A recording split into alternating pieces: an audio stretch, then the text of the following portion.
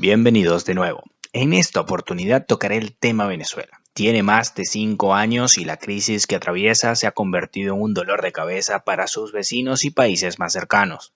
En 3 videos veremos por qué un país democrático y con grandes recursos económicos llegó a tal situación. En este primer video veremos cómo Chávez, el arquitecto del modelo actual, llega al poder. Y en los otros 2 videos veremos el gobierno de Chávez y Maduro respectivamente.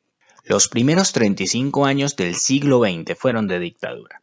Después le siguieron 2 gobiernos militares con ciertas aperturas políticas y una elección universal directa y secreta con una población mayoritariamente analfabeta que votaría a una de las personas más cultas del continente para su época. Ese gobierno no duró más de un año. Víctima de un golpe de Estado, los militares no querían soltar el poder. De nuevo en dictadura hasta 1958. Para ese momento, los 3 grandes partidos políticos firmaron un pacto de gobernabilidad llamado el Pacto de Punto Fijo. Algunos llaman a la época que va desde 1958 hasta la llegada de Chávez como el periodo punto fijista. Pero este acuerdo duró apenas 3 años, cuando la URD sale del pacto, por lo que se podría decir que más que punto fijista, sería un periodo bipartidista. Estos 2 partidos llegaron a concentrar el 90% de los votos. Hablamos del Partido Acción Democrática, Socialdemócrata, y el Partido COPEI, Social Cristiano. Aquí se ve que en Venezuela nunca gobernó la derecha, como dice el chavismo. Sin entrar mucho en detalle, estos gobiernos realizaron obras y políticas que llevaron a un mejoramiento de las condiciones de vida del venezolano. Esto es algo muy importante de puntualizar, porque existe hoy día una corriente no solamente chavista que quiere anular por completo cualquier obra del periodo democrático, solamente porque durante este periodo gobernaron partidos de izquierda.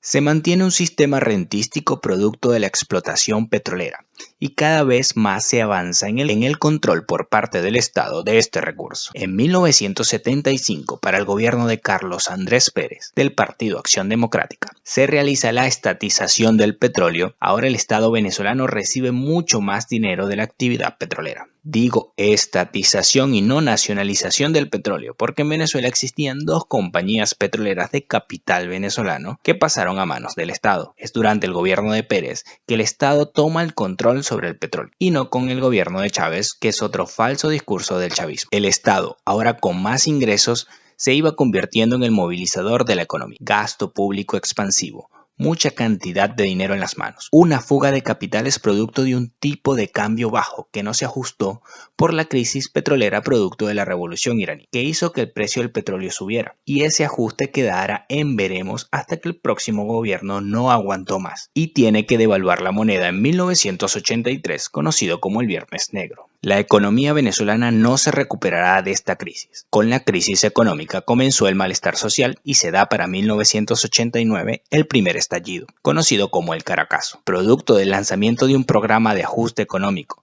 pero más que ajuste era un completo viraje del modelo rentístico venezolano, y nada más y nada menos lo lleva a cabo el mismísimo Carlos Andrés Pérez en su segundo gobierno. Aclaro que no existía la reelección presidencial y solo se podían presentar de nuevo a la presidencia después de 2 periodos presidenciales. A este paquete de medidas económicas se une con un proceso de descentralización política, al realizar por primera vez elecciones de gobernadores y alcaldes en todo el país. Pero a pesar de que el programa económico surtiría efectos positivos en poco tiempo, las élites, ese mismo sistema rentístico reaccionó y llevaron a juicio al presidente Pérez. Sería el último presidente del bipartidismo. Después del juicio político contra Pérez y su destitución de la presidencia, gana las elecciones Rafael Caldera para un segundo mandato, pero en esta ocasión no como el líder del partido COPEI, sino de un conjunto de grupos políticos conocido como el Chiripero, y donde ningún partido era una mayoría considerable. También existe una alarmante abstención en las elecciones, casi del 40%. Acá se ve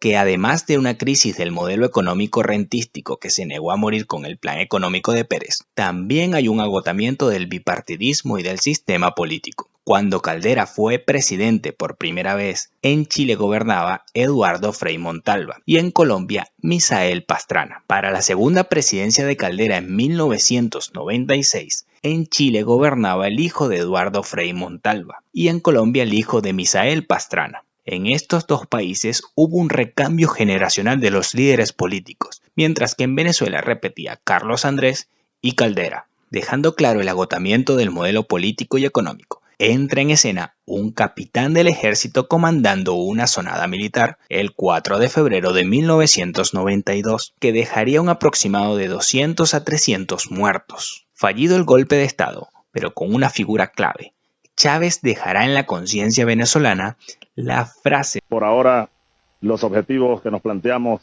no fueron logrados en la ciudad capital. Pérez sobrevive a ese golpe en febrero del 92 y a otro más unos meses después, pero su derrota política estaba cantada y su posterior destitución será ejecutada. Chávez, ahora preso, es el centro de atención de los medios de comunicación. Caldera en su presidencia lo sobreseía para su liberación y posterior candidatura presidencial. Toda la élite política, económica y comunicacional que luchó contra Pérez para que el sistema rentístico se mantuviera, ahora tenía la oportunidad de llegar al poder mediante Chávez, con un discurso popular y carismático, apoyado por las élites y por el pueblo. Llega al poder Chávez en 1999. Ahora, viendo cómo Chávez llega al poder, seguiremos en el próximo video cómo transformó la vida política y social de Venezuela. Comenta cuál fue el factor primordial para la llegada de Chávez al poder, de quién fue la culpa y por qué fracasó la llamada Cuarta República. Comparte, comenta y suscríbete en Así Fue.